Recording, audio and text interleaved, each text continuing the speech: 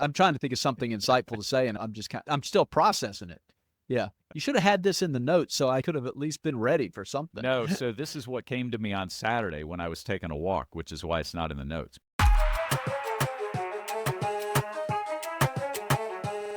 All right, so sometimes when we're on a roll, we jump right in, we schedule time to record, hit record, and we just go. And then other times, like today, just now, there was an hour's worth of troubleshooting, audio and video, and we're learning stuff about video. So yeah, about an hour ago, we intended to start recording, but here we are just now starting. Yeah, it has. It's been an hour, isn't it? Yeah. Well, yeah, I think we'll find out. Well, I watched our last episode for the first time on YouTube. And the first thing I notice is I have got baby stuff in the background. I just didn't pay attention. I just wasn't thinking that way. And so my background, now I'm going to actually focus on the background, what's there, instead of just having boxes and junk in the background. It's like, let's actually pay attention. Yeah, you've got that cool background with the guitar and everything. Mine's just this is a bookcase. It's the best I can do. That's my wife's. I'm not the guitar player, but yeah, it kind of serves as a decent background. But yeah, I need to be aware too of what's going on. I noticed too in one of those that the door was open behind me, so you just saw this dark hallway. I think we recorded it, and I think we're both just learning here as we're adding video to all this. Yeah, live and learn. But the episodes were pretty cool. I mean, I appreciated the video aspect of it. It just added a little bit to it. Yeah, trying to up our game here, if we can get through all the technical difficulties. Yeah, my goodness. Okay, episode 2 of the parables. Last week we talked about what was kind of the overall theme of last week? What would you say? It was about the coming of the kingdom. Right. And, all those parables that said the kingdom of heaven is like this, the kingdom of heaven is like that. So, so the coming of the kingdom, basically, the announcement. Right. Yeah, and okay, so this week we're going to hidden knowledge. Is that right? Parables about hidden knowledge. Yeah, everyone likes a little bit of inside information, right? Yeah, sure. It's funny because the first thing I think of when I hear hidden knowledge, I think of National Treasure or the Da Vinci Code or, this kind of spooky conspiracy. This is what's going on behind the scenes. That's not really what Paul and Jesus and the New Testament writers are necessarily talking about. But yeah, what are we talking about when you talk about hidden knowledge?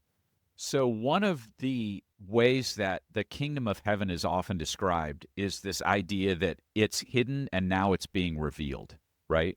And so that's very much part, and we're going to see that in these parables today, but that's very much part of the kingdom of heaven. So one of the things that we left off last episode that maybe we need to reiterate is the kingdom of heaven is like this, it's like that. One of the things it's trying to say is the kingdom of heaven is not what you think it is.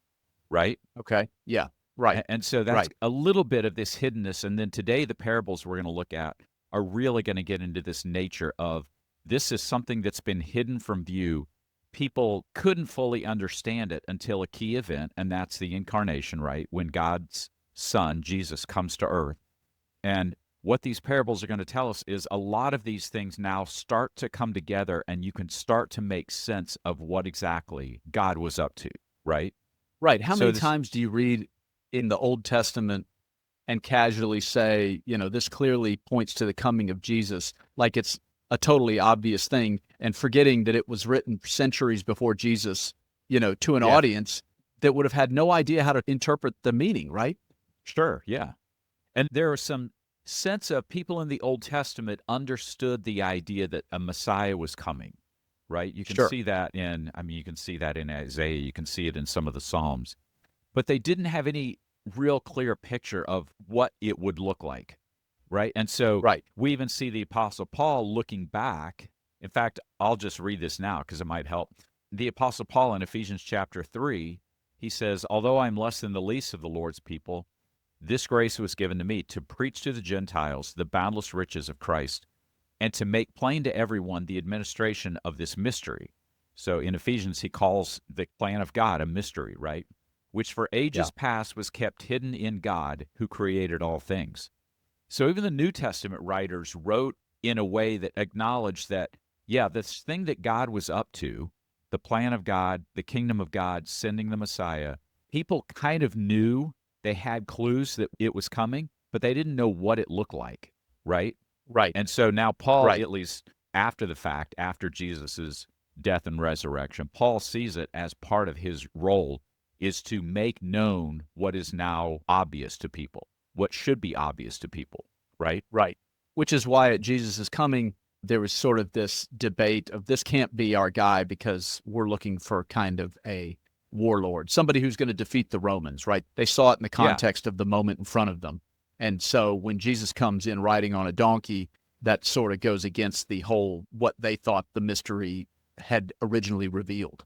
Yeah, you had these different groups of people who had their own idea of what the Messiah would look like. You mentioned kind of the warlord, the political leader, right? Who knows? The Pharisees probably had some kind of high priest leader in mind, right? Yeah. Who would enforce all the rules or something like that, or cleanse Israel. So you had these groups of people who had this idea of what this Messiah would look like, which is why, go back to last episode, which is why Jesus talks about himself being the farmer scattering the seed, and the seed is going to fall on all this different type of ground, right? And Jesus continually says, you know, whoever has ears, let him hear, right? Some people are going to get this and some people aren't. Right. Yeah. Well, I just love that people saw it through their own kind of biased lens of what they wanted. And so what you said, the Pharisees probably thought, here's going to be this dogmatic spiritual leader that's going to cleanse Israel, the ones who wanted to defeat Rome or that wanted Rome to stop occupying their area. They wanted the warlord. And it's funny because they probably looked at their Messiah the same way we look at the end times. You know how we're constantly guessing the end times or saying, in Revelation, Russia means this, and here's America, and here's, you know what I mean? We're always kind of putting our own context and our own spin on what the Bible's saying. But what we're going to find out today is there's a lot more mystery to it than simply saying, what does it mean right now in 2025, and how in the next 4 or 5 years can I, pigeonhole the culture into what Revelation's saying in the second coming? They did the same thing with the Messiah in the Old Testament. Yeah, that's right. They had the clues and they formed their opinion about what this would look like, even though by the time you get to the New Testament, and when the New Testament people ask Jesus, you know, what's the end of the world going to look like? And we've talked about this before, and Jesus gives a description and clues, but he also says no one's going to know when it's happening, right? Yeah. So there is this kind of, it's going to happen, but there's this gradual uncovering because it's a mystery right now. And that's very much how he describes the kingdom of God when he's asked about it. Yeah. Okay. Okay, so where are we starting today? So we're going to start in Mark chapter 4, and then we're going to be back in Matthew chapter 13. But we're going to look at this idea of the parable of the lamp under a basket. And I chose this one because it's a very short one, but then there's a couple verses that the first time I read it, I thought, man, these don't quite fit together, but clearly they're supposed to fit together. So I don't know. We're going to play this one, Mark chapter 4, verse 21 through 25, and then we can come back and talk about it. Okay. All right. This is the lamp under the basket. He said to them, "Do you bring in a lamp to put it under a bowl or a bed? Instead, don't you put it on its stand? For whatever is hidden is meant to be disclosed, and whatever is concealed is meant to be brought out into the open. If anyone has ears to hear, let them hear. Consider carefully what you hear," he continued. "With the measure you use, it will be measured to you, and even more. Whoever has will be given more. Whoever does not have, even what they have will be taken from them." Yeah, that one, it's a little cryptic. You know, nothing is hidden except to be made manifest. Or in other words, the only reason certain knowledge isn't obvious is because there's a particular time and place or reason for revealing it, right? So what do you think is meant by that? Yeah, so on the very obvious level, you don't buy a lamp and put it under a basket or under your bed, right? Today we would say, hey, I got this cool lamp and I put it in my closet.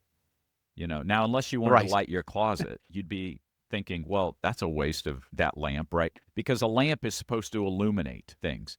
Sure. And so I think he's getting at this idea then that, okay, there is this hidden nature to the kingdom of God, to the plan of God, but it's never meant to stay hidden, right? It's actually supposed to illuminate. And that time is now, in other words. So The proper place, then, I think what he's getting at for the kingdom of God is it's meant to light a dark space, right? Does that make sense? And the time for Sure. doing that is now. So he's acknowledging the hidden nature of it previously, but one thing that Jesus is doing with this announcement is saying, now is the time that it's going to light a dark place, if you're paying attention, right? Okay. Yeah. And I mean, is the implication that the prophecies of the Old Testament are going to be obvious now with the coming of Jesus? Or is there more to it than that? Is that just one aspect of it? Yeah, I don't know. Like a lot of these, there's a lot of layers to it. But yeah, I think a lot of people, writers in the New Testament, go back now and say, oh, now these prophecies make sense, right? Yeah. So Okay. that's what Paul's doing. You see the people the road to Emmaus, there's two disciples, and Jesus actually, it says in that passage that Jesus actually sits there and explains the prophets to them in light of the Right. events that had just unfolded, right? The death and resurrection.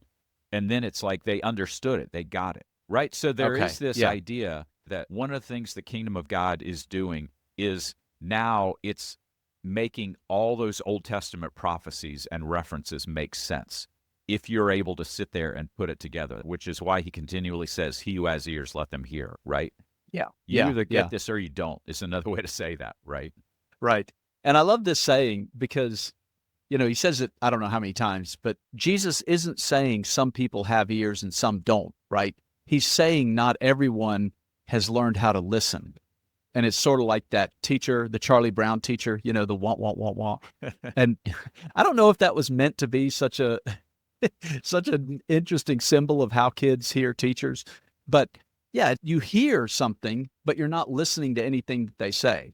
And so understanding the difference between hearing and listening, like that immediately moves the phrase out of mysticism, right? Moves it more toward trained perception.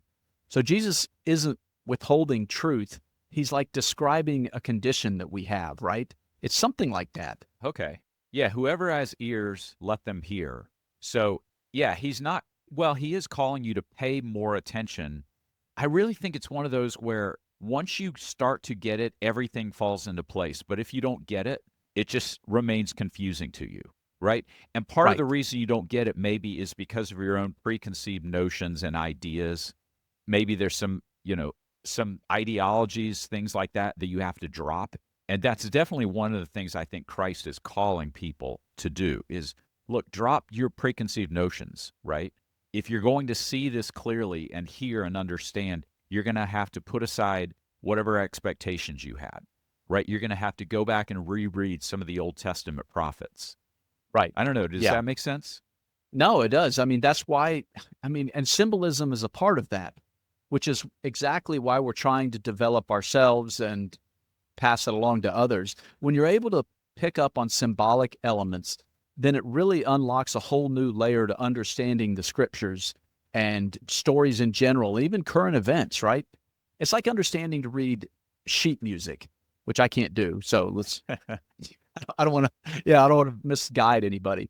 But to me, sheet music is just a bunch of dots and symbols on a sheet of paper. But if somebody who really knows how to read it, then the same page starts making sounds in your head, right? You hear harmony, you recognize patterns to somebody who understands how to read sheet music. And Yeah. so symbolic reading is the same, right? Once you learn the grammar of symbols, stories start playing music instead of simply reciting facts or something like that. Yeah, that's probably a good analogy.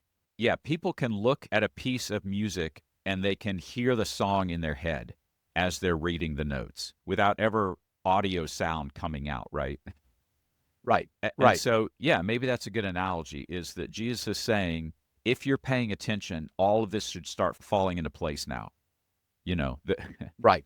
What is it? The music of heaven should start making sense. You start to hear the song come together in your head, and it should all start to make Right. sense, right? Right. Yeah. And again, to somebody who knows how to read that stuff, a teacher would sit there and just correct a few notes and say, no, this needs to be a 16th or this needs to be in E minor or however they, again, I'm talking out of school here, but yeah, they can correct it and they can say, this would make it sound better. And it's like you have a whole new appreciation for something that nobody else can understand because you've kind of ingrained that idea. And symbolism is the same way. Once you really see it, man, it just pops. Kind of like we were just talking about how when we go back to the Old Testament, we see all kinds of places where like, oh, that's pointing to Jesus. But it's with our hindsight that we have that. And so that's what Paul's talking about. The slow revealing of more and more information is going to reveal this hidden mystery. Yeah, and the other thing I'd point out here is this idea of a lamp being under a bowl. No, it's meant to enlighten, right? It's meant to be put out in the open. It's the nature of the kingdom that was hidden is now revealed. But Jesus, and I said this last episode, I really think Jesus is being self-referential here as well, because he's talking about himself. Because one of the aspects of God's kingdom coming is the Messiah will initiate it, right? And so I also think it's cool that where he's saying, do you bring a lamp out and put it under a bowl? No, whatever is hidden is meant to be disclosed, right? He's talking about himself here. He's talking about the fact that if you're paying attention to me and listening to me, it will become clearer and clearer who I am. Because we know that early on in Jesus' ministry, he actually never goes around and says, hey, I'm the Messiah, look at me, right? Right. Right. But And he even, would say things that made the Pharisees are like, hey, I think he's calling himself the yeah. Messiah here, right? And, you know, they're tearing their clothes and everything. Yeah, but he never really says it, which just frustrates the Pharisees. And he actually tells other people who say, I think you're the Messiah. He goes, don't tell anyone, not yet. Right? Yeah, keep that to yourself. Yeah. Yeah, so that's part of the what was hidden is slowly being revealed as well, is the very character of who Jesus is himself as he's going around teaching these things. Okay, so if that's the meaning of this and some of these other parables, what does it mean for us today, being that that's already been revealed? You know, we talk about layered meanings. Is there a way to read this that makes you think, well, this could also be about ideology, it could also be about ideas, about information in general? Or do you think that these specific parables are specifically pointing to Jesus being the Messiah? Well, I think they're pointing to the coming of the kingdom, and Jesus being the Messiah is part of that. But I think there's something that maybe a way to say it is every generation or every person has to learn how to see things for what they are every time. So it's not like, in other words, it's not like, well, we know all this now, so this was all for them and nothing for us. No, I think this is an invitation to every person, to every generation to say, you have to learn how to see the kingdom of God around you. Even though it's not fully come, right? You have to learn. And because I do this, you know, one of the things I've been praying in my prayers is help me to pay attention more, right? Because I'm sure that the kingdom of God is all around me if I would pay attention and recognize it. Right. Instead of just watching the news going, wow, this world's going to hell in a handbasket. You know, there's nothing we can do about it. Or you're right. And yeah, that's a prayer we can all kind of ask ourselves or ask for, is kind of seeing what's happening around us instead of, man, it's just so easy to be distracted. We talked about that last episode. But yeah, it's just everything is so distracting that we have to do a better job at looking for the kingdom of God around us. And to your point, if you ask for that or if you're paying attention, you'll be blown away how much you see. Yeah. So it's an invitation, I think, to understand the nature of the kingdom is to understand that you will have to pay attention to everything going on around you to fully recognize it. And if you don't, then you're going to miss out on a lot of it. You know, if you just go, well, yeah, I got saved when I was a kid. I'm just waiting for God to return, so I'm good. And it's like, no, there's a lot that's hidden from you right now. You're not paying attention. Right. Yeah. Okay, so lamp under a basket. What's our next one? All right, well, okay, so before we do that, I want to hit the last part of what was read, because it says, if anyone has ears, let them hear. And then he says, carefully consider what you hear. With the measure you use, it will be measured to you, and even more. Whoever has will be given more. Whoever does not have, even what they have will be taken from them. Now, this is the part that I read. I don't know what you think about this. I'll get your opinion. That at first I'm like, why does he say this right after that parable? Yeah, it doesn't seem to fit, does it? No, on the surface, it doesn't.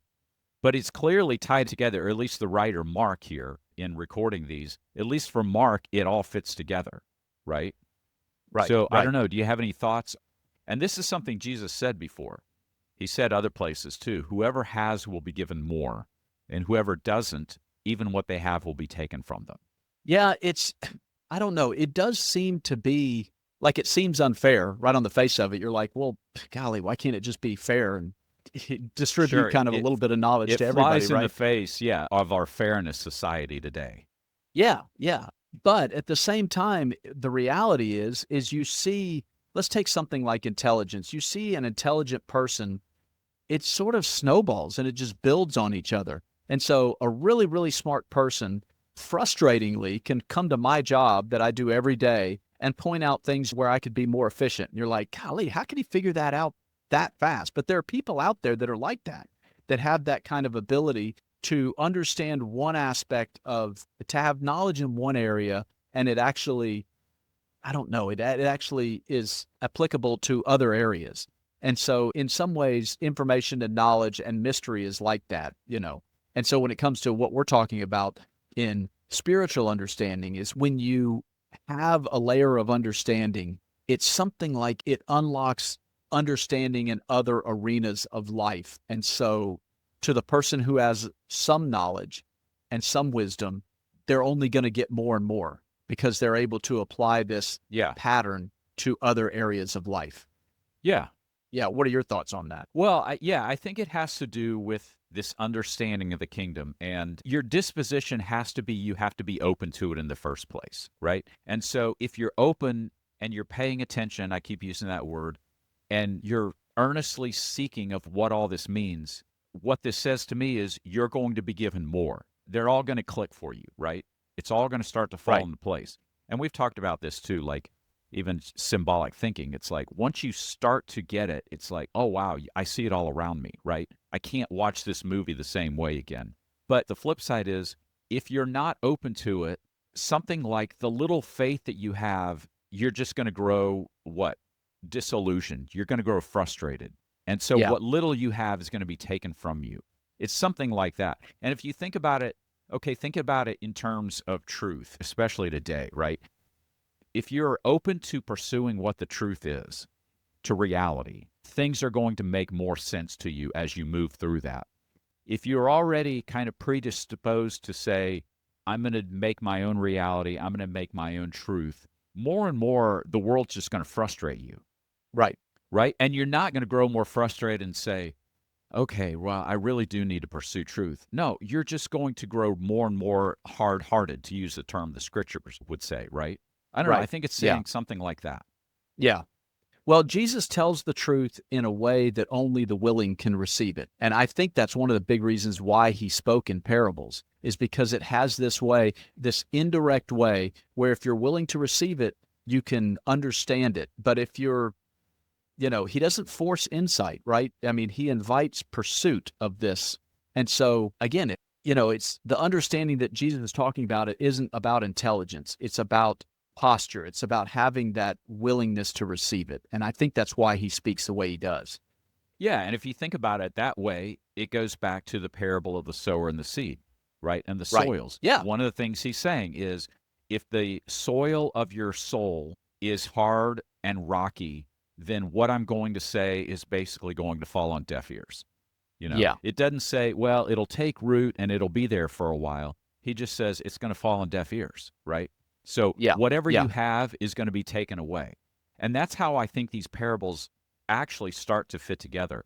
The more I was reading these in preparation for this, the more I think, man, they really do interpret each other. And you can't just take one parable and go, here's what this means. You have to understand what Jesus has said in all these parables. And I think he has like 40 of them because they all start to interpret each other. Okay. Yeah. All right. Any last thoughts on that? No, I think we pretty much covered that. Okay, so the next one, a lot of these are short ones today, and then we're going to get to a longer one. But we're going back to Matthew chapter 13, and I'll just read these real quick. Matthew chapter 13, verse 44. These are really interesting to me. So 44 through 46. The kingdom of heaven is like treasure hidden in a field. When a man found it, he hid it again, and then in his joy he went and sold all he had and bought that field. Okay, now that's just a single parable, right? And I'll read the next one, and then we can talk about both. Again, the kingdom of heaven is like a merchant looking for fine pearls. When he found one of great value, he went away and sold everything he had, and he bought it. Okay, so two of those are very similar. They're definitely saying something similar. But what's your initial reaction to the kingdom of heaven is like what? A man who finds a treasure in a field. Yeah, yeah. Well, that one's interesting because in both of the examples, the men sell everything, they abandon everything else. There's all kinds of interesting ideas that we come across that we're like, oh, that's cool, but I don't abandon everything else to follow this one idea. And he's saying that the kingdom of heaven is once you understand what the kingdom of heaven is saying, you do abandon all other, I don't want to say ideologies, but you abandon everything else. And so I think what he's talking about in these two parables is he's describing a paradigm shift. You know what I mean? I'm trying to think of an example. Think about how our understanding of the stars must have changed once we realized that the earth revolves around the sun instead of vice versa. Once that was proven, so many facts must have fallen into place for the astronomers of the time.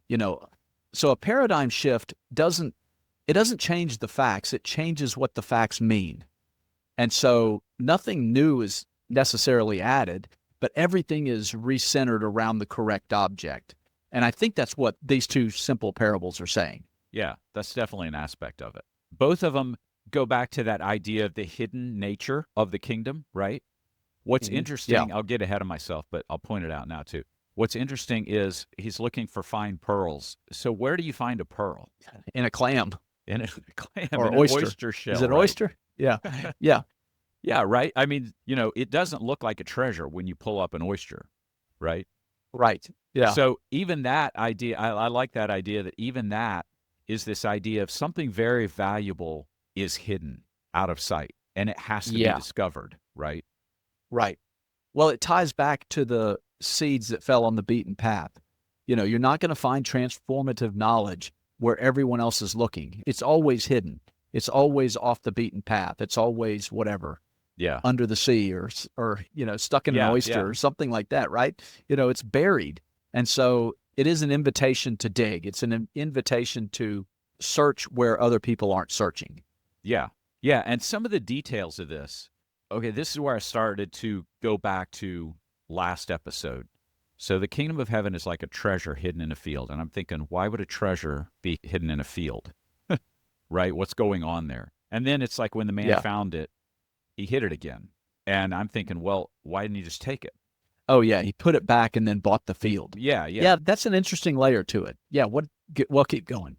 Well, okay. So, yeah, we could go a couple directions here, but let me just start here. It's like, okay, what does the field represent, right? And if you go back to what we were talking about last episode, and I think Jesus actually says with the parable of the sower seed, he says the field is the world, right?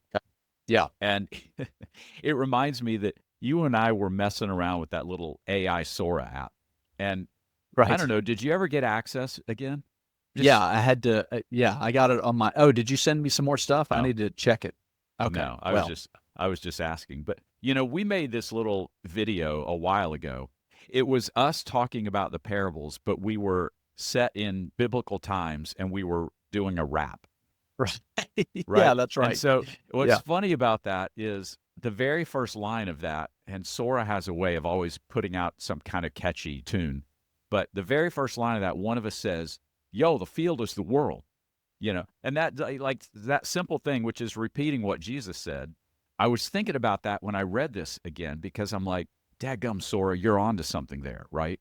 Like, yeah, don't give credit to AI. Yeah. Its head's big enough already. Yeah, that's right. And then one of us says, and I sow seeds with a rhythm that swirls. I don't know why I remember that, but I do, right?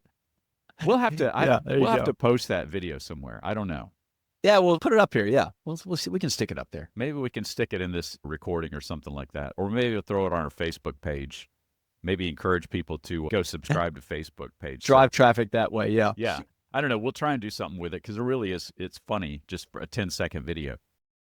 Y'all, the field is the world. I cast seed with a rhythm that swirled. Some fall on stones, some in thorny road, but good ground yields hundredfold. Let it flow. House on the sand gets swept by tide, but when you pour a foundation in the rock, you abide. But, that idea of the field is the world, okay? So you go back to this idea then that the kingdom of heaven is like treasure hidden in a field. So the field is the world. right? And Mhm. I can say, yo, the field is the world, right? But Right. there's something very profound about that. So the treasure, and again, the kingdom of heaven, but Jesus is also being self-referential here, I think, right? He's saying the kingdom of heaven is hidden in what is now the world, all right? And I'm going to go a lot of places with this. The world being the place outside of the Garden of Eden, Okay.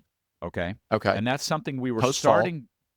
we were starting to hit on last episode. And one of the things I did is I went back and checked some references, and there's definitely theologians, some of the early church fathers who had that idea, that kind of this idea of a walled field would have been a description of Eden, right? And Right. Yeah, I've outside heard of that before. A those, walled garden. yeah. So Mhm. outside of that walled garden is the world, right? The world with its thorns and all its imperfections and fallenness. So Right. I don't know. I don't think I'm off base here, but I think one thing not to be missed in this simple phrase, the kingdom of heaven is like treasure hidden in a field, is the field is the world and the world is the state that's outside of Eden. So one thing that's very profound that Jesus is saying here is the kingdom of heaven is found in the midst of this fallen world, which is one reason why you don't recognize it and you're going to have to dig to find it. Does all that make sense? No, that's cool. I like that. That's cool. Okay, yeah. So we talked about this in the last episode. We touched on it just a little bit, and I forget the exact context, but we were talking about Adam and working and things like that. I think one of my, we'll call it a theory, is that before the fall, I think justice and wisdom and knowledge was self-evident in the way the world worked. And after the fall, we have to dig for it. We have to work the ground. We have to, you know what I mean? And I think this plays into that idea that if you're looking for justice in this world, first of all, it's going to be frustrating. But secondly, it can be found, but you're just going to have to work at it. You're going to have to actually dig and work by the sweat of your brow to have clear understanding of how this world works post-fall. And this plays into that idea. Now that we're outside of the walled garden, you have to dig for that gold, for that treasure. It's Yeah. not going to just spring forth and give itself to you. It's going to take work. Now, I don't really quite understand why he buried it again with this line of thinking, why he Yeah. buried it again and then purchased it and then went back so that he could have the treasure. Like, why didn't he just take it? Yeah, I think there's a couple layers there. The first one is just, if you think of, you and I travel throughout Greece. If we if we were out walking one day and we tripped over something and dug it up, and it was Pandora's jar, maybe we might, Right. or any antiquity, right? In fact, we were in Dion and we saw there were just statues laying around, and we were looking at some of the statues going, Yeah. we could just put that in our backpack and take it home, right? We can just It's take this and we can get 2,000 it on the years old, plane. right? And it's just laying there. Yeah. But look, if you've been around any antiquity sites, that's illegal. You can't do that, right? And so Sure. there's a layer here that I think what's going on is, if you find something and you want it to truly be yours, you have to go about acquiring it the legal way, right? Which is why he goes back Okay. and he buys the property and now says, this is mine, right? So there's no disputing that this is his. I don't know. Right. Does that make sense? Right. I think of it in terms of antiquity. If I dug something up and I was like, oh, wow, there's a whole hoard of Roman gold coins here. If I wanted to be all in the up and legal, I might go buy that property first, and then that's mine. Because Yeah. if I just Well, I pull it mean, up and go, wow, this is worth millions of dollars, I mean, who knows who owned the field or whether it belonged to the state or something like that. And then it's like, well, that's not yours, right? Yeah, sure. It's just I'm having trouble making the connection of the kingdom of heaven. Okay. Because Okay. this all started out, the kingdom of heaven is like this. Yeah. So what is it about having true understanding? I'm just trying to figure out that little aspect, and maybe there's nothing there, but I'm trying to No, I find that think there is aspect something of. there. Okay, well, yeah, spit it out. Okay.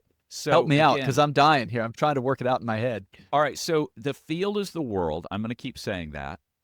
Outside of Eden, so who does the world belong to? Satan or Yeah. Right. Okay, and that goes back to that idea of, again, the birds converging on the seed and plucking them up. And we kind of talked about how that's the fallen angels, right? So Yeah. the world is very much governed, and this is the mindset of Jesus' day. The world is governed by these fallen spirits, right? Okay.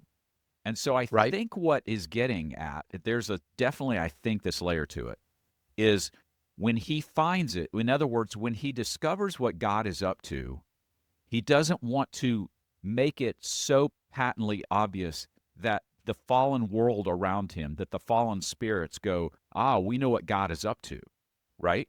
Oh, that's interesting. Okay. So he has to hide it again, and then in his joy, acquire it properly, and then maybe you might even say discerningly figure out how to fully reveal it. And again, I think Jesus is being initially self-referential here. Mhm. And if you play Yeah. this fully out, then it goes all the way to the harrowing of Hades, right? Is that when Jesus dies on Okay. the cross, the spirits of the world say, yep, we got him. And Jesus descends to hell, right? The harrowing of Hades. Mhm. And he announces, your plan just backfired because now Right. I've conquered death, right? Yeah. And Yeah. Jesus very much talks about that had to remain hidden so that the fallen spirits of the world did not understand what God was up to. Yeah, Now, that's crazy. That's like a I crazy thought. I think there's something to that, though. No, I think you might be right. Well, it's just a crazy thought in general to think that I mean, listen, Paul lays it out for us that our fight is not flesh and blood, but it's this spiritual battle going on, this invisible war happening, not in the physical world, but the spiritual world. And so, yeah, I think you're right. I mean, listen, go back to our mythology.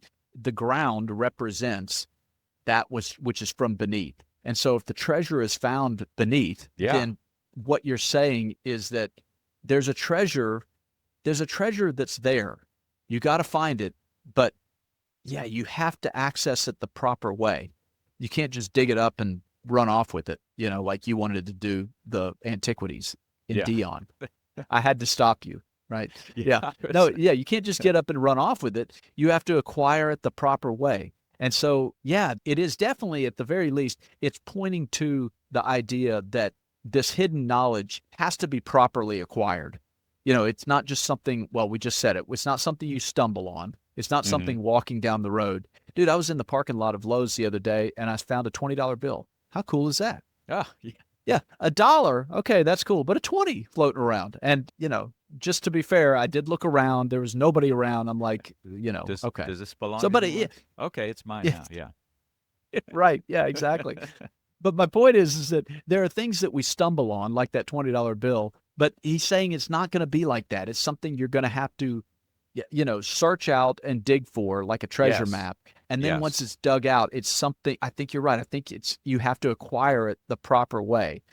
And yeah, I never thought about it in the context of the spiritual battles. And like you said, not letting the spiritual forces know what you're up to or what God is up to or what Jesus is up to. I mean, look, that's why Jesus doesn't go around from the beginning going, hey, everyone, I'm the Messiah, right? And here's what I'm going to do. And right. There are New Testament writers who say there's a reason why Jesus didn't do that, right? It's because God was trying to keep hidden from the spiritual forces of the world what he was actually doing until the big unveiling, which is kind of tied up in that harrowing of Hades, like I said, where the spirits now realize they have been defeated. Oh, crap, we blew it, right? We're done. Yep. Yeah. Right? Yeah. Yeah. And the so touchdown was called back. Yeah. Yeah. So I think that's tied up in this. And that's where I say, okay, when you start to put all these images together, the symbolism, right? When you start to understand that a field is not just a field is the fallen world. And what's the opposite of the fallen world? It's the ideal, which is the Garden of Eden, right? That Jesus sowing seeds in a field is not just a farmer sowing seeds in a field. It's the beginnings of the kingdom. It's hidden. Some of it's going to, fall away, but there's all the potential in the world to what? To get back to that state of Eden. I mean, I think well, which is the definition of the kingdom of heaven. Which is, exactly. The kingdom of heaven is a return to Eden. Yeah. Okay. Well, and we've talked in other episodes where we think of the kingdom of heaven as just heaven, right? After Jesus comes back, we all go up to heaven in streets of gold and the mansions and however you picture that, right? But we've pointed out in other episodes, the kingdom of heaven is actually here on earth. It's available here and now in the physical world. And so that actually helps me understand the idea of pulling the treasure from the earth, pulling the treasure out, because we have access to the kingdom of heaven right here and now in this fallen world outside the walled garden. And that's where the treasure is.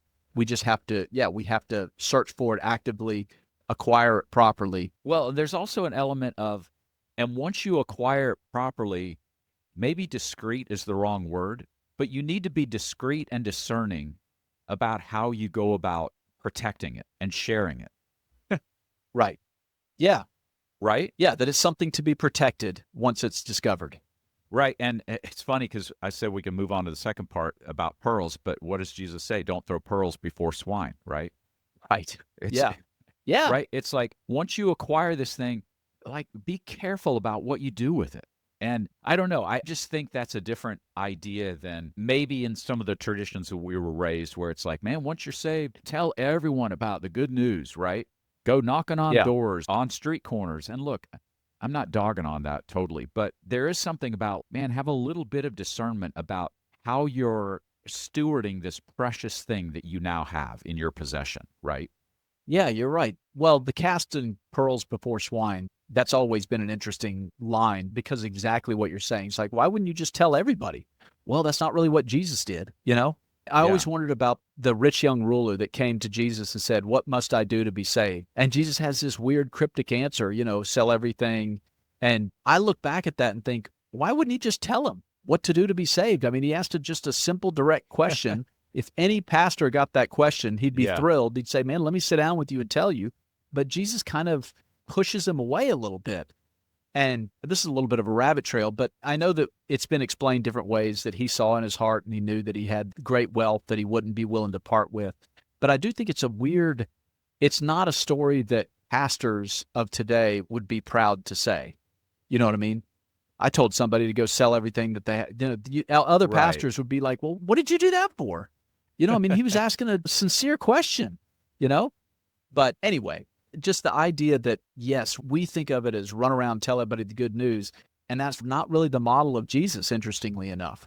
No, it's not. And you could argue that maybe it's the model of the Apostle Paul, and maybe you're right, but then Paul also knew when to just pull up stakes and move to another town. We talked about how Paul talks to I'm going to forget the name. It goes to Athens, right? And he talks to the Areopagus. Yeah. And then he moves Bailed on on Athens. And you never hear Paul mention Athens again. And in our minds, we're thinking, man, Athens is where I would have set up shop, right? Right. It's the capital city. It's where all the philosophers gathered. I mean, Mars Hill, everything. Yeah, you're right. But he kind of knew when to dust his feet off and move on. Yeah. All right, so let's take that framework then. And I found that in looking some of these, it helps me if I really pay attention to the details and ask, what's the scenario going on here? So let's do that again with the merchant looking for fine pearls. When he found one of great value, he sold everything and he bought it. And now this is another one where it's like, okay, so pearl merchant is going around and looking for pearls. Where did he find it? And if he's buying it from someone else, it's like, how did they not recognize the value? These are the questions I started asking myself. But it's kind of the same thing, right? So first of all, where do you find pearls? Well, in the ocean. What does the ocean represent? Right. Chaos. Right? So there again, you have something of great value found in a fallen state, right? In the world outside of Eden, in the chaos of the waters. Yeah. Right? Now, I don't know. I think that's really interesting. And this simple parable suddenly becomes a very complex idea. Oh, yeah.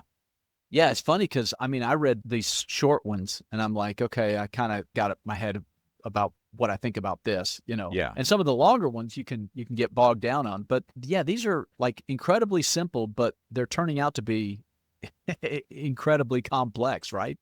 Okay, so here's another thing too. How does a pearl form? And my understanding is that, a little piece of grain gets in an oyster, right? Right. Yeah. And to protect it, it forms this pearl substance around it. Right. And so there again, it's like, okay, so that grain, that's the seed, right? That's the seed. Yep. We're Yeah, going as soon back as you to the said it, I seed. thought, there you go. There's the seed again. Yeah, this organic thing that happens, yeah, out of sight, buried in the ground, buried in the oyster or in the clam, and Yeah. yeah, grows from there. Yeah. Okay, that's cool. I like that. I like that connection. Yeah, and It so just there points to again, this whole organic process as opposed to a yeah, clear-cut, written and chiseled in stone. It's more of an organic process, an organic understanding, I should say.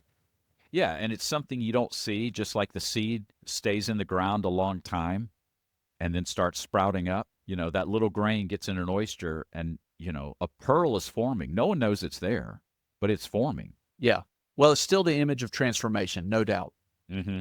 Yeah, that's cool. Yeah. So anything else about those two? Again, in both cases, Please. like they find something of great value. And you're right, they sell everything they have. So they realize this thing of great value is worth far more than whatever possessions that they currently have, right? Right. It's worth rejecting everything else Yeah. to acquire. Yeah. Okay. And then they go acquire it. Okay. So this idea of the pearl in the sea of chaos, right? That sheds light on the very next parable that we're going to talk about. Do you want to read that one? Yeah. Yeah. The parable of the net. So in Matthew chapter 13, again, it's the next verse, which again tells you that these are all linked, right? At least in Yeah, the they're all writer's connected. mind. Yeah. So Yeah. verse 47 says, once again, the kingdom of heaven is like a net that was let down into the lake and caught all kinds of fish. Now, some of that imagery should start coming forward. When it was full, the fishermen pulled it up on the shore, and then they sat down and collected the good fish in the baskets, and they threw the bad ones away. This is how it will be at the end of the age. The angels will come and separate the wicked from the righteous, and throwing them into a blazing furnace where there will be weeping and gnashing of teeth. So a familiar image. So that image right off the bat, what is some of the things that you start to pick up on, given how we're kind of building this framework out? Yeah. Well, the first thing that I see the connection back to the weeds and the wheat, or the wheat and the tares, that it's Yeah. all going to grow together and then it's going to be separated in the end, right? Yeah. And yeah, so I also like this image that it gives about casting the net into the sea of chaos. You pointed that out at the last parable, that the sea represents chaos. And I like the idea of casting the net into this sea of chaos and pulling out both the good and the bad, right? Yes. And I think this could pertain to also to ideas or information, right? I brought up to you that I want to do an episode on this issue of the nonstop information in our modern culture, right? That the internet just gives us endless confirmation of any silly belief that we have or want to, any rabbit trail we want to run down, right? And it has that feel of pulling order out of chaos. You know what I mean? Why is it that some ideas grip Yeah. us while we pass on other ideas, right? And it's another way to kind of look at this idea of judgment a little bit, because you kind of read this and you're like, oh, this is about the final judgment, right? I mean, Mm-hmm. we're gathering up all the fish and the bad fish are being tossed in the fire and the good fish are being saved. So it's easy to kind of read this on the surface and say, this is clearly about the end times. But I think it's also a layered, nuanced idea about how to receive information, how to receive ideas, how to be discerning between good ideas and bad ideas, and what we apply to our lives, right? And how we move forward with that. Yeah. So we're bombarded with all these. I like the image that the net, okay, again, the net comes from above, right? And goes Okay, into, yeah, there. Yeah, that's right. and goes into Mhm. the world below from the previous one, Mhm. or into the chaotic waters below, right? And pulls up everything. And so Yeah. to run with kind of what you're saying is we need to have a mechanism. When you were saying that, I was thinking, okay, we need to have a mechanism that can come from above to discern the good from the bad, right? Yeah, sure. Yeah. Spiritual discernment, something like that. Yeah. Or some kind of filter to go, again, we've talked about this idea. Is this idea correspond with reality or does it not, right? I need something higher to able to evaluate this idea. Right. Yeah. Then my own logic, my own ability to discern. Yeah. Yeah. I Yeah. need something outside of the physical world, so to speak, to understand that. Do you think there's anything to it says that men separate the fish, but then it turns around and said, I guess he's saying as a fisherman would separate the fish, good fish from bad fish, so the So the angels of heaven Angels. Yeah. Yeah, so the angels will separate. Yeah, okay. Yeah, I was kind of trying to tie together what's men's responsibility and what's angels' responsibility type thing. Well, okay, so at a very basic level then, what this is saying is the same, like you said, the wheat and the tares, is in the world, and in this case, in the sea, we are going to have to coexist with a lot of good ideas and a lot of bad ideas. So one of the things is that the fishermen pull them up on shore, and then they sat down and they collected good fish in baskets and threw the bad ones away. When I read that, I think about that as, I don't know if their stories are true or not, but, they talked about how people used to throw lobsters away. Oh, yeah. You know Yeah, what I he used to mean? feed them to prisoners.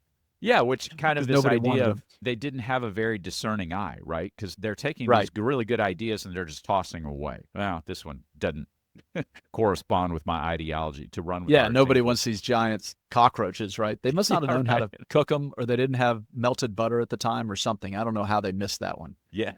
Yeah. So anyway, that's what comes to mind when I read that phrase about they sort the fish in the baskets. So I actually think there's this idea of this is our role in the world today, right? As followers of Christ, we have to figure out, we have to sort all these ideas. We have to sort through everything coming at us.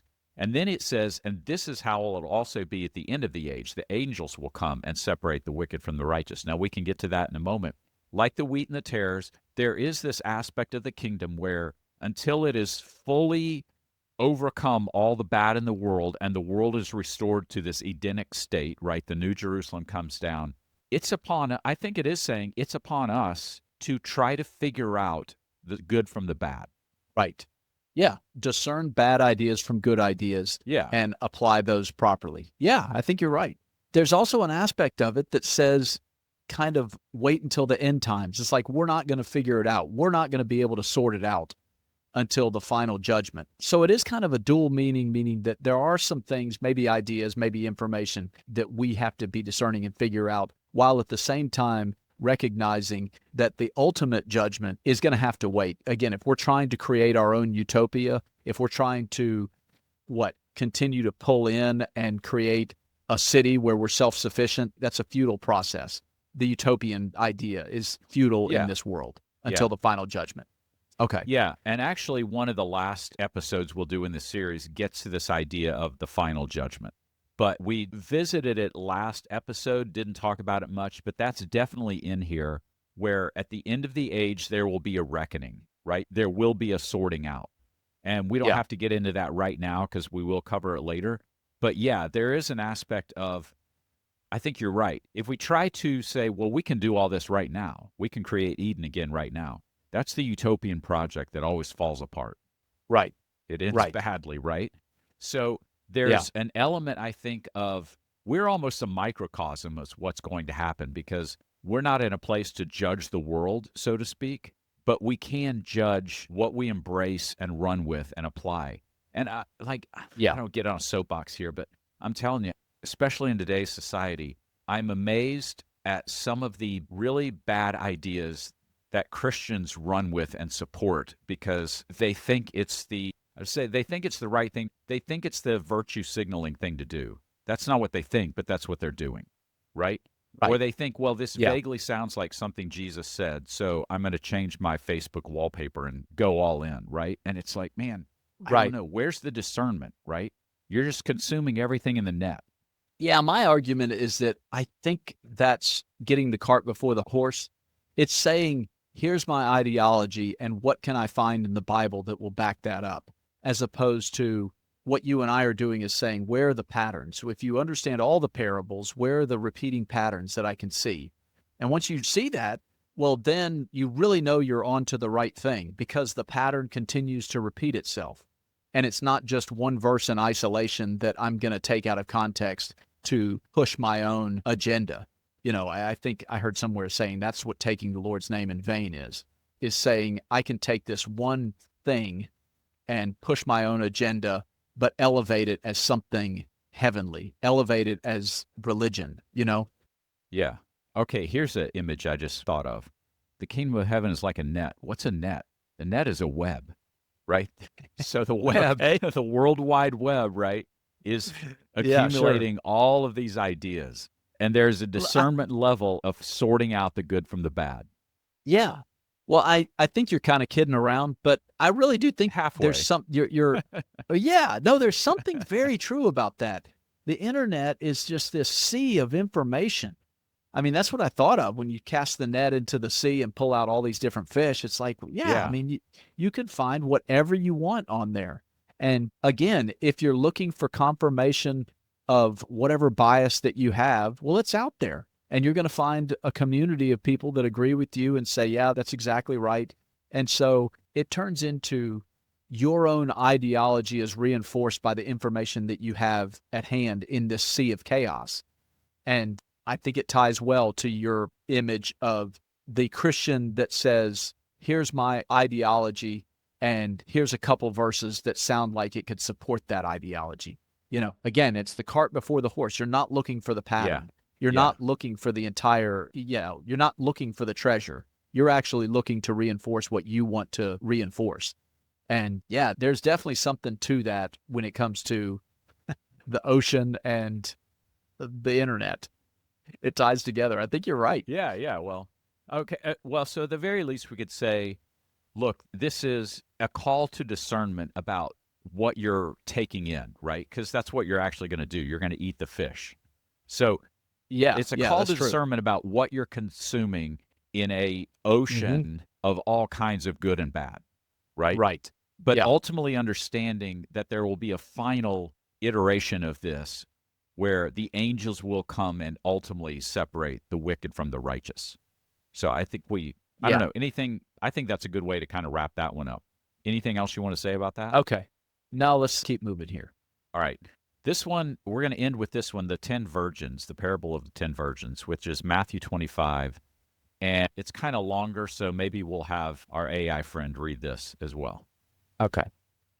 At that time, the kingdom of heaven will be like 10 virgins who took their lamps and went out to meet the bridegroom. 5 of them were foolish, and 5 were wise. The foolish ones took their lamps, but did not take any oil with them. The wise ones, however, took oil in jars along with their lamps. The bridegroom was a long time in coming, and they all became drowsy and fell asleep. At midnight, the cry rang out, "Here's the bridegroom, come out to meet him." Then all the virgins woke up and trimmed their lamps. The foolish ones said to the wise, "Give us some of your oil, our lamps are going out." "No," they replied, "there may not be enough for both us and you. Instead, go to those who sell oil and buy some for yourselves." But while they were on their way to buy the oil, the bridegroom arrived. The virgins who were ready went in with him to the wedding banquet, and the door was shut. Later, the others also came. "Lord, Lord," they said, "open the door for us." But he replied, "Truly I tell you, I don't know you. Therefore keep watch, because you do not know the day or the hour." Okay, there you go. This is a little bit of a strange one, Mm-hmm. partly because it's difficult for modern people to relate to what's happening or being described in the story. And then secondly, it doesn't describe people or the situation in some of the other parables where there's sort of a black and white, good and bad terms, the righteous and the wicked, right? Mm-hmm. So let's take the first part.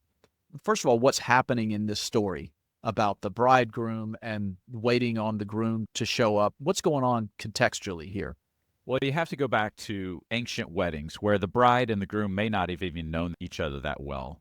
But you can paint the scenario, you can kind of give it a background story of the groom lives in another city, and at the assigned wedding day, he's going to, or before the wedding day, he's going to travel from his town to come celebrate the wedding and kind of claim his bride. That's kind of the background, Okay. right?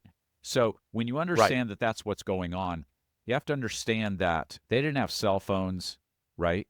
It could be a 2-day journey from his town Yeah. to hers. So he may send servants ahead and say, "I'm leaving on Tuesday and my plan's to get there Thursday," right? But Thursday could mean Friday as well. Right. That's just the Yeah. nature. You don't There.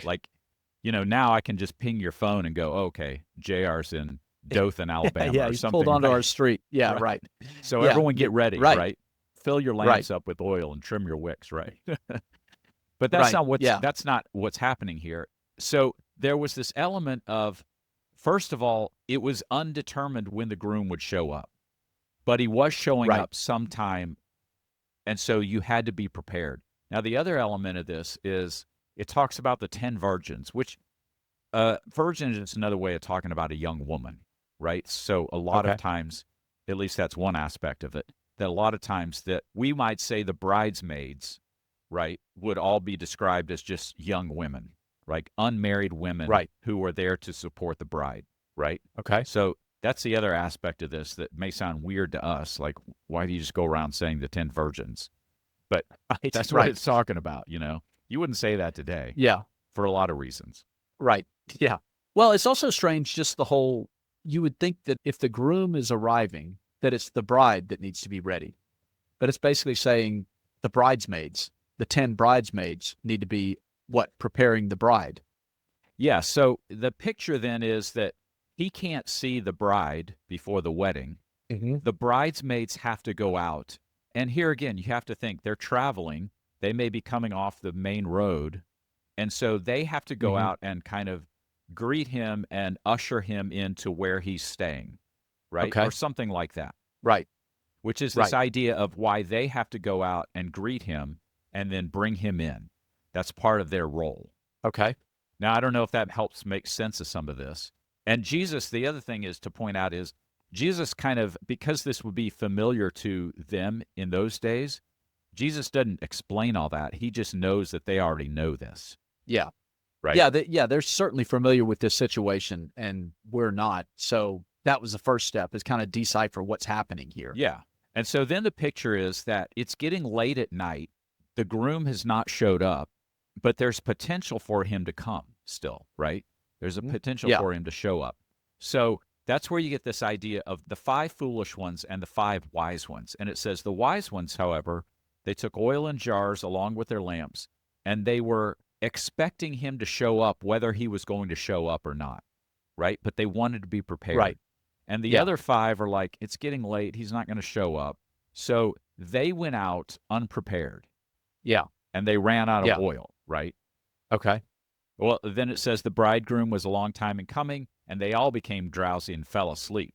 Talk about that a little bit. So they all seem to kind of go asleep, right? Yeah. Right. Yes. And then at midnight, the cry rang out, "Here comes the bridegroom. Come out to meet him." And all the 10 virgins woke up. They trimmed their lamps, which is a way of saying they trimmed the wick, they refilled it with oil, so they had plenty of fuel. But the Right. foolish ones said, "Give us some of your oil. Our lamps are going out." And they replied, "No, there may not be enough. Instead, go Right. to those who sell oil, but it's midnight, right? And buy some for yourself." Now, what do you think? There again, I think that seems like kind of a, we ought to almost say like, well, that's kind of mean. Why didn't they share? That's not what we're taught as kids. Yeah, a little bit harsh, right? Yeah. Well, yeah, this is a really strange one, the more I'm thinking about this, because I really don't know what it's saying. I'm really I mean, I understand that. I understand the layer of we need to be prepared. We need to live life as if we need to have the character and live our lives as if the return, the second coming is tomorrow, right? Yeah. But I'm trying to kind of parse out the details of this to try to figure out if there's another layer to it or if there's another meaning to it. And I guess, I don't know, I'm having trouble with this one. Okay, so go back to what we had said earlier about, well, the types of soil, right? The rocky ground. Actually, go back to what Jesus said, what we initially started out with, which those who have been given some will be given more, and those, whatever they have, will be taken away. Okay, yeah. So Right. I think in light of that, this starts to make sense then of, well, why didn't the one who were prepared and had oil, why didn't they share? Well, it goes back to this idea that I don't think we even like to hear that much, but it's repeated Right. throughout the New Testament, the teaching of Jesus is, if you are not open and prepared, whatever you have will be taken from you. Which another way to say this, Yeah. I think it's saying the same thing. In this case, it's like, look, if you're not prepared, I'm not going to give you anything. Yeah. Yeah. And again, it plays against our sense of fairness or justice. But these parables are saying that this is the way reality is. This is the way it plays itself out. You know what I mean? Like it or not, we've said this before, life is unfair. It doesn't matter what you want. The reality is life is unfair. So it's not saying that this is the way you should be, that you shouldn't share, you shouldn't share your wisdom with others. That's not what it's saying. It's saying Right. that this is the reality of the way things are, that once you have the type of soil that prepares for the coming, well, let me say it this way. If you don't have the type of soil, if your heart is not the type of soil that is open to new ideas, open to this transformative type of thinking, then nobody else can give it to you. Nobody else can say, hey, well, here's my transformative thinking. How about I share some with you? That's just not the way reality works. And so, again, we look at the oil and it's like, man, they could have shared, but that's not the point of it. That's not what this parable is trying to say. It's saying that you're either prepared and therefore you're going to be taken into the chamber, or you're not prepared and there is no shortcut. There is no turning to the next person and saying, hey, can I borrow oil? That's just the reality of it. Yeah. Yeah. So I think in light of everything we've said, there's a couple things you could say about this. So first, it is a picture again of that final judgment, right? Because it says they were locked out and they said, open the door for us. But he says, I truly tell you, I don't know you. Therefore, keep watch because you do not know the day or the hour. So there is this kind of defining event where it's like you said, like you can't share your salvation, for lack of a better word, with someone who's rejected God their whole life. And then at the end is like, hey, man, give me some of what you had. And it's like, dude, I shared with you the whole time we were around, right? And you didn't want anything to do with it. So there is that aspect of it. But I think there's kind of this, again, there's this seed that is like, okay, we apply some of this now, some of this later, but it's pointing ultimately to this final judgment. But I think there is a layer that says, go back to the pearls before swines, right? Go back to the seed. It's like, understand what you're doing with this gift that you have. And we are called, so let's not miss this, we are called to share with the poor, right, to help those in need. But there's also a call to discernment in all of these things here that we've talked about, where if it's being wasted and squandered, to be blunt, stop sharing, right? Yeah, there's just also an aspect of it that you can't share character. I can share knowledge. I can say, hey, here's what I learned, but I can't make you a better person and you can't make me a better person by sharing your character, something like that, which kind of answers the second part of my question. Why is the language so harsh to the bridesmaids who were waiting, but who were just unprepared? That seems like, because it says they were cast out and they were locked out. And you're like, gosh, I mean, come on, man. It was late at night. So what? They didn't have enough oil, but it had been several days. They didn't know when it was going to happen, right? So there's a harsh language to it that doesn't feel, again, our sense of fairness that kind of kicks in. But if you look at the previous parable in Matthew, it was about that servant whose master was away for a long time, right? And the servant started hanging out with the drunkards and beating up his fellow servants, right? And so it's clearly a cautionary tale saying that just because there doesn't seem to be justice in this life, just because the master's away, so to speak, it doesn't give you the right to cast in your lot with the unjust. And so it's a way of exposing your true character, right? What is it, what you do when no one's looking as opposed to looking good only because the master's watching, right? It's pointing to character, and character can't be shared. I can't give somebody else character. They either have it or they don't. And so I think it kind of ties into that idea a little bit. Okay, so this just occurred to me. There's another image going on here that might help explain this as well. This isn't saying as you run across needy people, don't help them. That's not what it's saying. Right. It's saying, sure, these are people who should have been prepared, right? So think about the bridegroom. Who's the bridegroom in Scripture? The church. Well, I'm sorry. The bridegroom is Jesus. Right. So the bride, this is Jesus. The bride is the church. Yeah, exactly. So this is Jesus. Again, I see this every time now. Jesus is being self-referential here, right? Who's the bridegroom? Well, it's himself. Who's the bride? Right. And you just said the church, right? So who would these bridesmaids be? They would be, we could say, the religious leaders who were preparing the way for the church to fully embrace the Messiah, right? Yeah. And so this may be, I don't know, this may be a little bit of a dig at the religious leaders of the day. No, I think there's no doubt that's what it is. Yeah, when you frame it in that context, that's exactly what it was. Yeah. So these aren't people who are just down on their luck. These are people who they should have known. They had all the knowledge. They had the information. They should have been preparing the way, and they were negligent in it, which is why Right. then it makes a little more sense why the ones who were prepared, you could say, the disciples of Jesus, and who was it? The two people, Zechariah, worshiping at the temple, who recognized the Messiah, right? Right. Those are the ones who were prepared. And so when they suddenly recognize it, they're like, well, share it with us. And it's like, no, you had all the information in the world, and it was your responsibility. And it's not going to be given to you, right? Right. Yeah. And so, I mean, that's why there was such contention with the Pharisees. They had the opportunity, but they used every opportunity to reject and, worried about the teachings of Jesus undermining the religious structure of the time. That was their main concern. It wasn't about the treasure in the field. It was about protecting their institution that they had built. And so, yeah, that is a more helpful way to see it, because you're right. The bridegroom is Jesus. The bride is clearly the church. And so the bridesmaids would be the attendants of the church, right? The official party that protected and nurtured the church. Yeah. Yeah, the protector. Yeah, so that's helpful. Yeah. They were the protectors of the law, right? That would pave the way for Right. the Messiah. Yeah. And the Messiah showed up, and they weren't prepared and were unable to usher in the Messiah to Right. Yeah. the chambers, right? Yeah. Yeah. And so that goes back to that idea then of the field. We talked about this image of the field being cleared of rocks to make way for the fertile soil. And it's one of the things the Pharisees, it's like they made an idol out of the law, right? They stacked the rocks up and said, well, here we go. And Jesus is like, no, Yeah.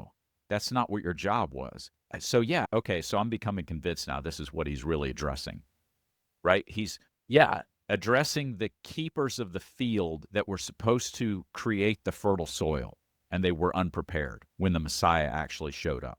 Yeah. They made an idol out of the boundary instead of just establishing the boundary. Yeah, yeah, They created, that was the God, And by the time Jesus shows up, I like the idea, we didn't really talk about it, but being asleep.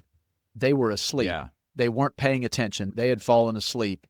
And when you fall asleep, well, in this case, the priority was protecting the established religious institution of the day as opposed to looking for the Messiah. They weren't even looking at it because they had built their own kingdom. yeah. No, there's definitely something there then about them. Everyone was asleep.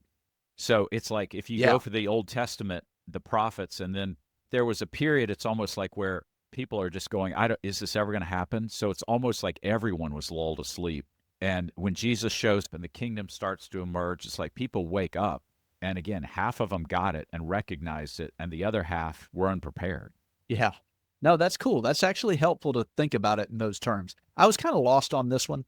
I mean, other than sort of, again, the surface stuff of be prepared for the second coming, whatever the oil represented or whatever the Yeah. meaning of meeting the bridegroom. But I think this is real helpful to see it in terms of Jesus and the church and the protectors of the church and seeing it in that context, because this all makes a little bit more sense. Yeah. Okay, so anything else to add? I think we've unpacked this idea of the kingdom of heaven is something that was hidden that is now being revealed. There are those who are prepared. There are those who aren't. There's this precious treasure that once you understand and get it, it's worth everything to you. But there's kind of But we have to actively seek it out. Yeah, exactly. Right. And then the final one was pay attention, pay attention to the culture, the signs that are all around you. Yeah. And then you'll be prepared, right? Yeah. Pay attention to what's going on around you, which Right. again is that call to discernment, because we live in that ocean, right? We live in the world, the field, where there's the good and the Right. bad. And so there's all kinds of junk out there to distract you. Yeah, no doubt. Yeah. So be prepared and be on the lookout for it. Okay, so one of the things that this wraps up our second episode of the parables. One of the things I'm really becoming aware of and appreciating is that when Jesus paints these, even the simplest of images, a field is never just a field, right? Right. A bridegroom is never just a bridegroom.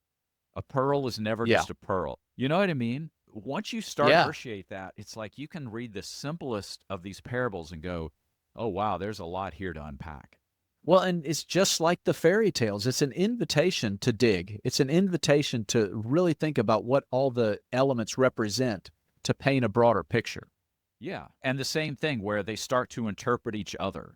So if Jesus has talked about a field over here, then he mentions a field and it's like, okay, pay attention, right? What was that referring to there? Right. Yeah, it's kind of Don't neat. you remember the other parable I told? Yeah. No, that was in another town. I didn't. This is the first time I've heard you, man. Come on, help me out. Help interpret this a little bit. But there is, yeah, they kind of interpret each other. Yeah. And a little bit of understanding starts to unpack.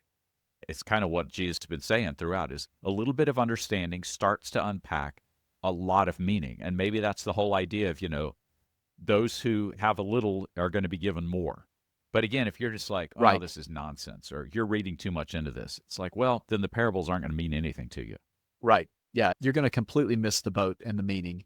And therefore, you're not going to pick up on the patterns. And therefore, you're not going to be able to use those patterns in other arenas of life. Yeah. And that's why it builds on each other. Yeah. No, this is really good. I mean, it was tough. It was tough. Parts of it were difficult.